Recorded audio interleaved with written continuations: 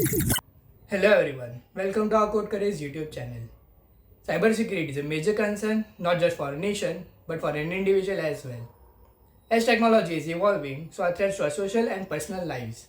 These threats are not just from hackers but due to lack of awareness as well. So today we have a special guest joining us. He specializes in security assessment and penetration testing.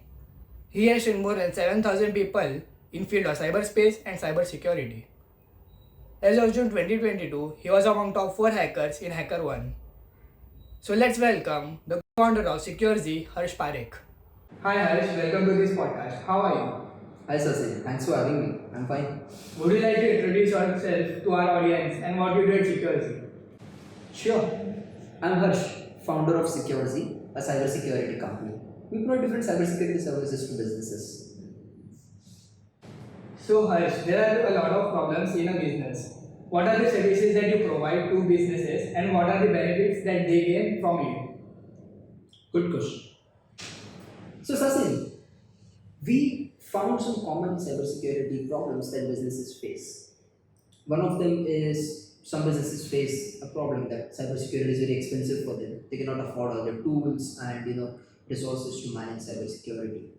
Some businesses say that cybersecurity is tough for them to manage. Some businesses lack in-house cybersecurity resources who are skilled and professional. Some businesses have irregular audit timelines. They have a lot of chaos in order to, for patch management, for conducting audits, for compliance purposes, etc. Some businesses say that it's very difficult for us to manage all the cyber threats and to keep a track of new cyber threats that are popping every single day. So what we are doing is we are providing a one-stop solution to businesses. So we work with businesses throughout the year, conduct regular security assessment for them. We conduct different tabletop exercises for them, phishing attack simulation, ransomware simulations, then there is data breach simulation. We also conduct annual cybersecurity trainings. We do dark web monitoring. We also provide managed security operations center to businesses. We provide all these services under one single package to business. So businesses can cost effectively manage their entire cybersecurity. This helps business focus on growth, whereas as their trusted consultants, we provide them cybersecurity services. This annual package, it can help businesses save 20% to up to 35% of the cost that they're investing right now in cybersecurity. That's a lot of services that you provide to businesses. What are the benefits that they gain from it? So there are various benefits to businesses.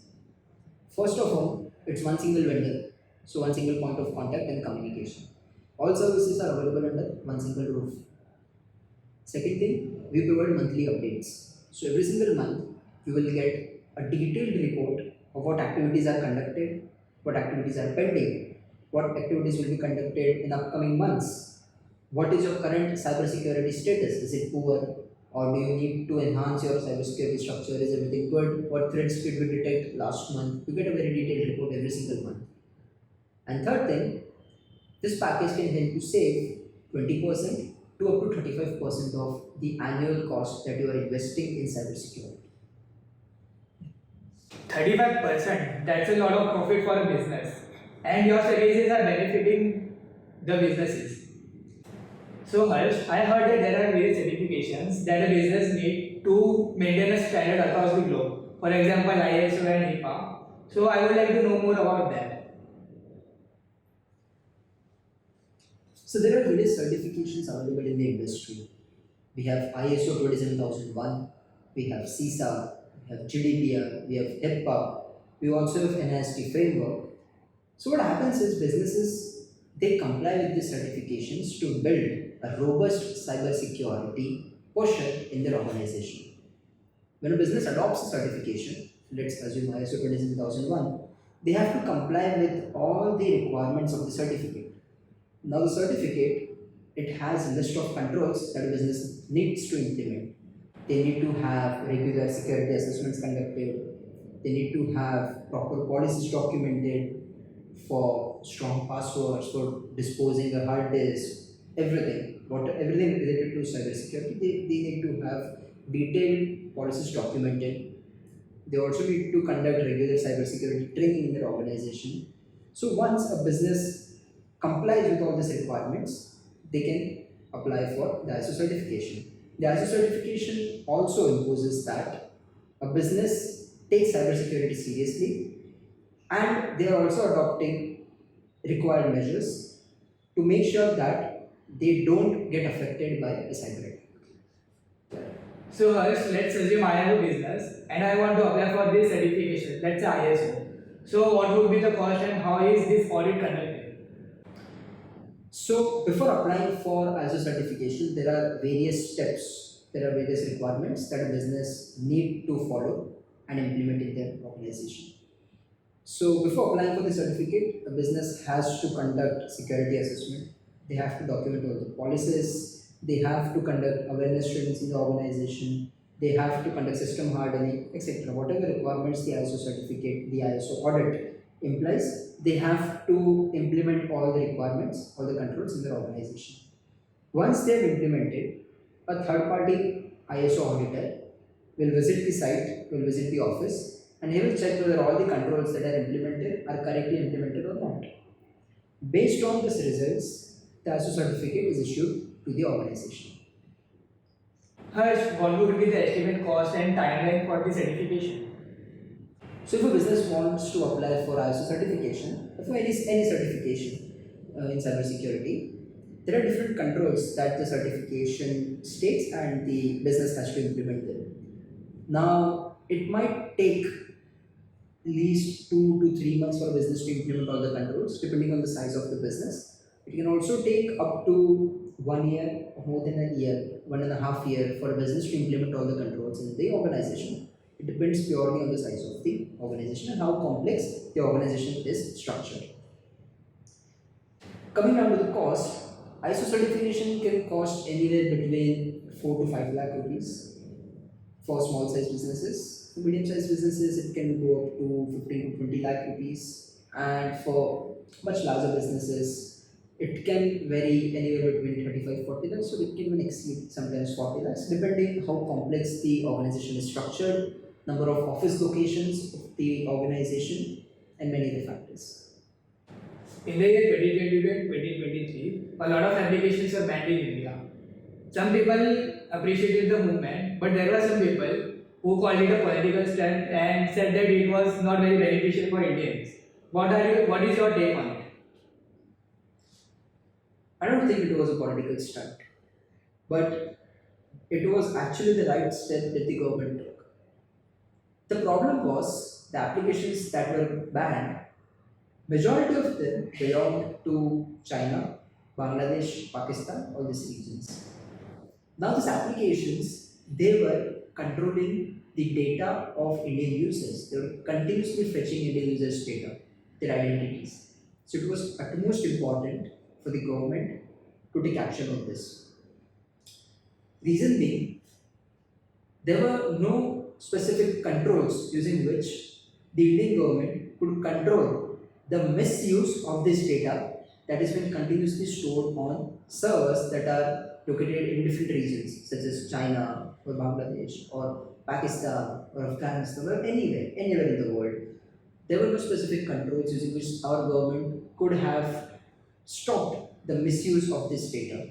So what the government did was actually the right step to take at that point of time in order to preserve the integrity of Indian users' data. So, what was the benefit that Indian users gained from this movement? I think India gained a lot of economic power through this movement. Majority of the applications that were banned were used by a lot of Indians, and this created a gap, a shortage in the market of the right application. We have a lot of good developers in India, and these developers got a chance to show their skills. They built some really good level applications. Let me tell you right now, the applications that were built by Indian developers back in 2022, 2023, a lot of people around the world are using these applications now. So this has become one great economic benefit to India. That was very beneficial for Indians and developers of India. As a developer myself, I am really happy to see the growth in AI industry. It is said to be promoting the fourth industrial revolution that is centered around data. And there are very good examples of AI, but there are some people who are using for misuse of those AI tools. So, what is your thought about this AI race, and what are the dangers that AI can pose to our cyberspace? In the cyberspace, artificial intelligence is helping businesses a lot. At the same time, artificial intelligence (AI) is also being misused by hackers. When we talk about its better use cases for business, a lot of tools that are used by businesses, such as antivirus, endpoint security, firewalls, these tools are now using artificial intelligence to detect cyber attacks and cyber threats. So, if there is a new type of malware or virus that is being passed through the network of the infrastructure, these tools now using AI are able to detect the type of the malware and actually able to identify between the legit software and the malicious software. So this is one good use case of AI in cyberspace, in our cyberspace. Whereas if you talk about the bad use cases by malicious hackers, I tell you a recent case study. A couple of years ago, some group of hackers they were able to clone the voice of Obama, the president of US, and using that voice, the hackers were able to commit a huge fraud. This is one example where AI could be used by hackers to harm others. Artificial intelligence is a great technology that we have right now, but it has to be monitored properly. Right now, deepfakes are one of the greatest threats to the human race. We are able to clone faces, we are able to generate fake videos, we are able to generate fake voice of people. This could be a huge threat, and it needs to be made sure that AI is not used for any malicious purposes, and there should be enough awareness around the world that people are able to detect a deepfake audio or video versus a real audio or video. I have heard there are various tools that are actually able to detect these AI-based content, I would say. And government are also taking very active steps against it so that they can stop these malicious activities. I think it is depending on user how they are using it, right? Correct. Okay. User awareness is absolutely important. It is not possible that every user will have access to the tools because a lot of these tools that are available in the market they are costly. At the same time, they are not very efficient right now. Some tools are efficient, some tools are not efficient. So user awareness is more important. Definitely tools are going to help, but I believe user awareness is more important. Okay. Today's world is promoting awareness about cybersecurity, and India has established itself as center of this digital world. For example, Digital India, Skill India, these are various schemes, and applications like UPI and DigiLocker are very prominent. I would like to know where India stands in terms of cybersecurity among the top world powers like China, Korea, and USA. India is a growing economy, and definitely India is investing a lot in cybersecurity. But I believe India, the Indian government, Indian users, and Indian businesses still have a lot of scope in improving their cybersecurity infrastructure. This requires greater awareness, ease to access of tools, and better cost saving services. A lot of Indian companies they face cyber threats such as data breach or ransomware attack. Businesses need to understand that cybersecurity is utmost important, not only to protect them, but also to protect all the people who are affiliated with that business. For example, a business of size 50 crore or 60 crores, they are handling around 1000 clients' data. Now, in case of a ransomware attack, the hacker will get access to all this data of 1000 clients, which includes bank details, past transactions, pending transactions, their full names, addresses, office address, legal documents, and whatnot. All this data could now be misused by the hacker against the target entity or the victim. This is the biggest threat. So businesses need to understand that cybersecurity is utmost important. And once businesses start getting mature, slowly, India will become a great superpower in cybersecurity. For this, I believe the government also needs to initiate different schemes and policies where they could promote cybersecurity for small businesses so that businesses of small size, 10 CR, 15 CR, less than 10 CR, around 5 CR, or 5 crores a year, they can also afford cybersecurity and they can implement robust cybersecurity protocols and rules in their organization. They can also conduct security assessments. They can also afford different tools. Overall, efforts from government, businesses, and awareness among the users, this could all play a very great role in promoting India to become a great cyber power. So you have talked about data breach. What is data breach and how is it affecting the companies? And what is the end goal of these hackers who are trying to get this data?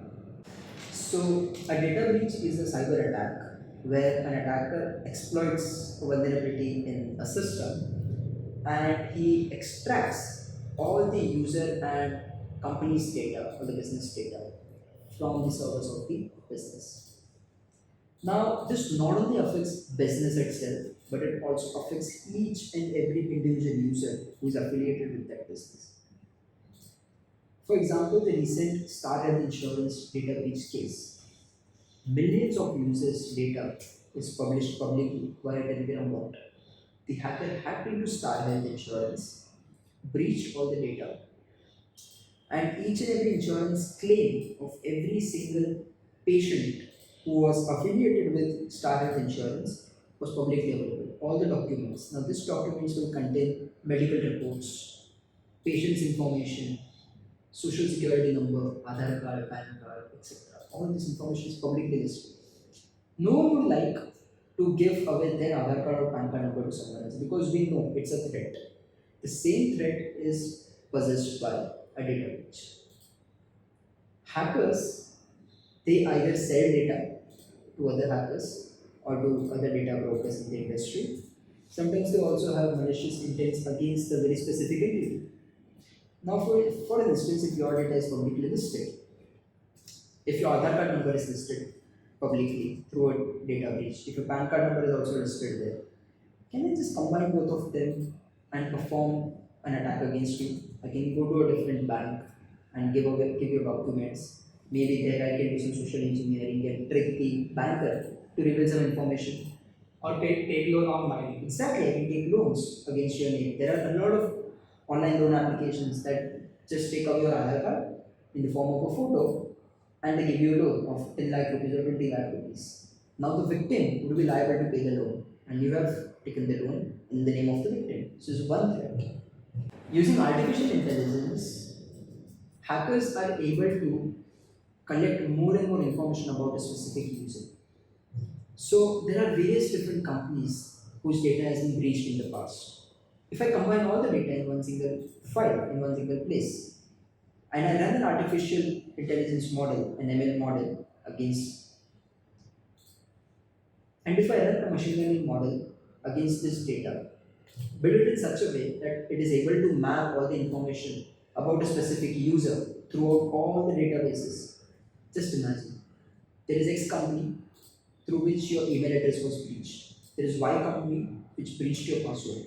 There is another company through which your Aadhaar card, PAN card, and other social details were breached. There is some other company through which your shipping address and your past invoices, your credit card number is breached. What else do I do? Using the machine learning model, I will combine all the data, try to find similar data across all the databases that matches with this particular entity. Remember, I have matched all the data, so it is very likely possible to create a complete fake online identity as same as you. A lot of social media, everyone in this world have social media profiles nowadays, so it is very easy to get a photo of someone just by visiting their Facebook profile. or their Instagram profile, right? Combine all the data, you are able to create a complete fake clone of a person. If you get Aadhaar card from somewhere, an image of Aadhaar card, I can literally, I might be able to print an Aadhaar card or just take a Xerox of that Aadhaar card. And most of the businesses in India, they accept the Xerox with the sign. Signatures are also breached a lot of times. If the entire data has been breached, it might also contain signature images. So this is one biggest threat of data breach. Identity cloning, I can create fake identities, and on the name of fake identities, I can issue loans, etc. So the hacker is trying to create the neural network or mind map of for the user, and they are basically mapping the data to use it maliciously. Correct. They can create fake clone identity of anyone. That's really dangerous. I'll tell you one more test case. Couple of days ago, 3-4 days ago, a hacker has posted Photoshop files of Aadhaar card on dark web. Photoshop files, they are edited. I can edit names, I can edit the Aadhaar card number, I can edit photo, anything. Quick, in just 1 or 2 seconds. This is the threat. And if I get access to a lot of Aadhaar cards Photoshop file, I can manipulate any Aadhaar card at any time. Take a print, submit it somewhere. This is the biggest threat. So it is very important for a user to understand what data breach is and what are the impacts of those data breach. Exactly. Each and every single Indian citizen should understand the importance of their data. If the data is breached by a company, what impact that data breach could have on the user, how it can harm them, and what data are they giving to the company. Sometimes a company might just ask for verification. Forcefully they ask for verification. Submit your Aadhaar card, submit your PAN card for verification. Any social media platform or any application. If it is not necessary, you should not give it away. Very simple. If it's not necessary, do not give it away. Just for verification purposes. If that's an add-on feature to get a blue tick and you give away your Aadhaar card, understand, do you really require the blue tick on that platform? If not, don't give it away. Simple. That's how you protect your data. Okay, so whenever an application asks me for contact details, I don't need to give that. If it is not required, do not give it. Okay, that was very helpful. If you can open an account only with an email address, do not give away a mobile phone number. Because if that company got breached, someone can map out the data and create a threat against you. This will be very dangerous in the future when artificial intelligence will be more developed, when models will be more accessible, when we will be having greater computing power, quantum computing. Exactly, quantum computing. This could be very dangerous looking at the future. So it is extremely important to protect your data at the right time. Harsh, have you seen Silicon Valley? Yes. Here's a spoiler. In Silicon Valley, there is a company. They have created a streaming service, and everything they have is in their local server, built at their home.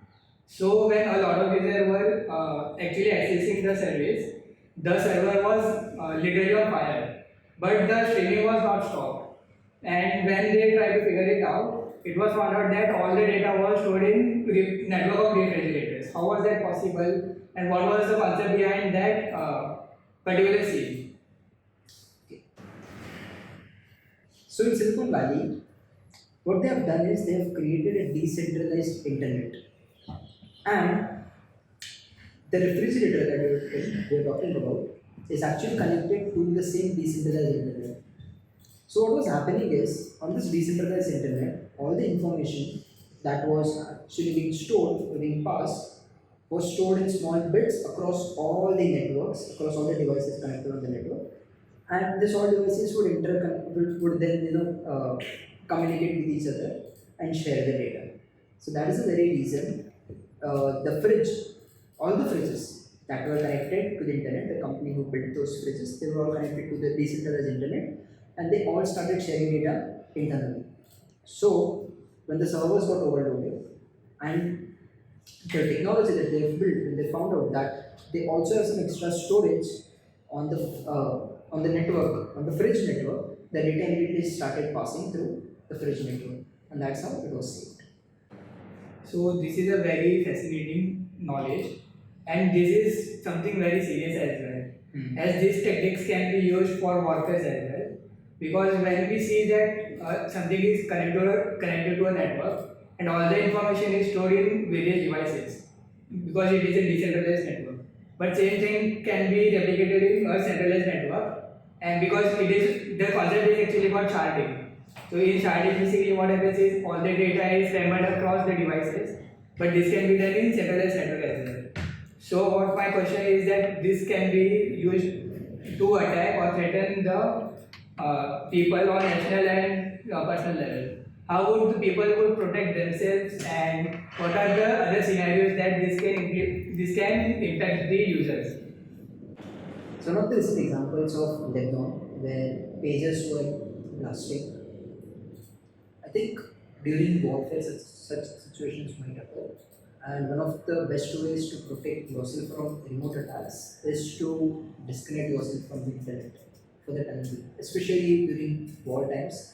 We know the next war might be a cyber war between all the countries. So it is very important that you disconnect yourself from the internet for the time being. This will also restrict any data transmission from your device to any C2 server or any attacker server hosted. We know our devices constantly hear everything that we say. We know our devices could activate cameras without popping anything on the screen. It's possible. So, kind of disconnect yourself from the internet if possible. If you can keep the device away from you, definitely keep the device away. Do not connect to any remote networks for the time being. Keep yourself restricted from any public networks. That would be one of the best advice to protect ourselves from any attacks.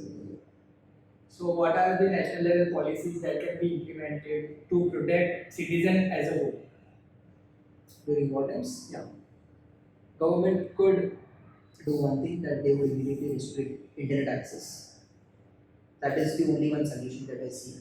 Other than that, there are certain traits. For example, if you want to remotely blast a device to the device, there are possibilities that the device might heat up a lot, or it might be acting weirdly, maybe transmitting data. You might be see some icons on the top of the status bar, navigation bar. Such things are possible.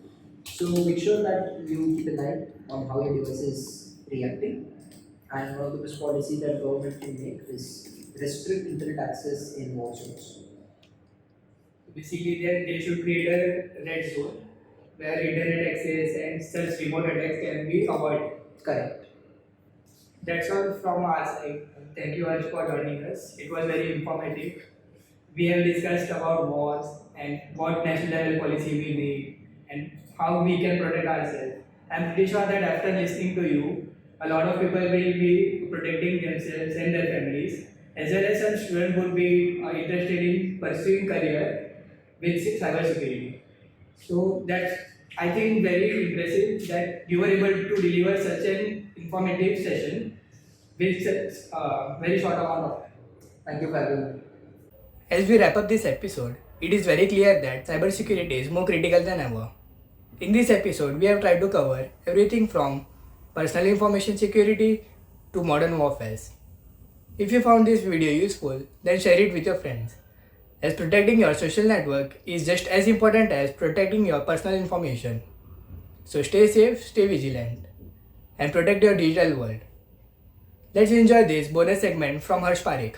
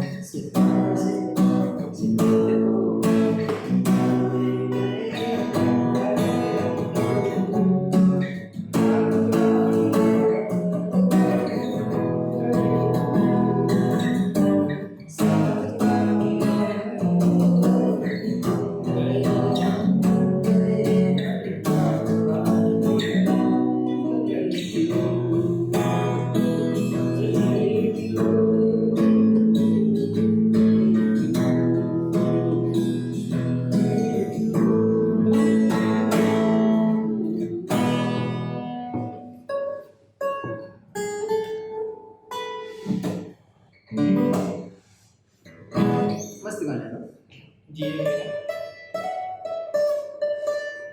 सही आवाज Aurelia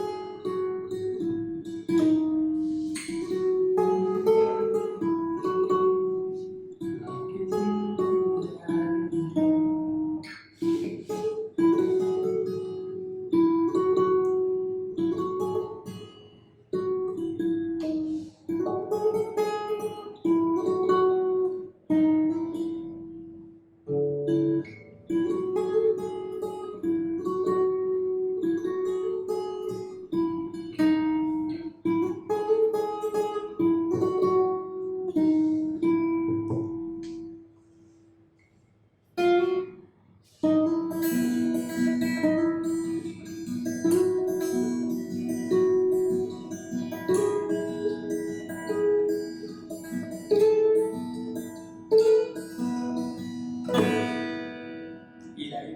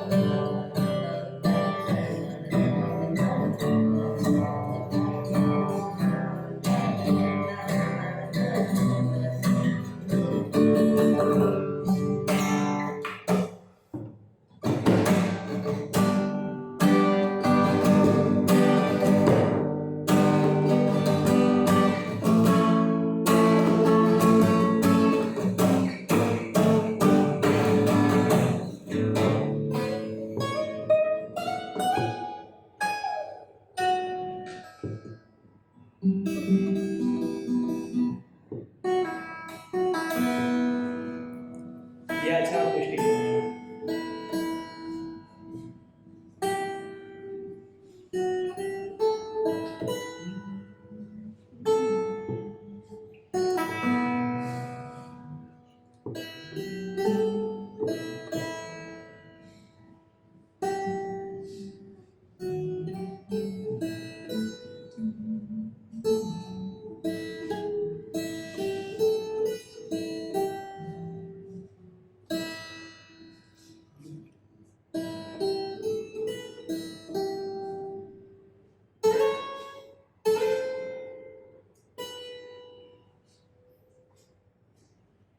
My guitar shouts.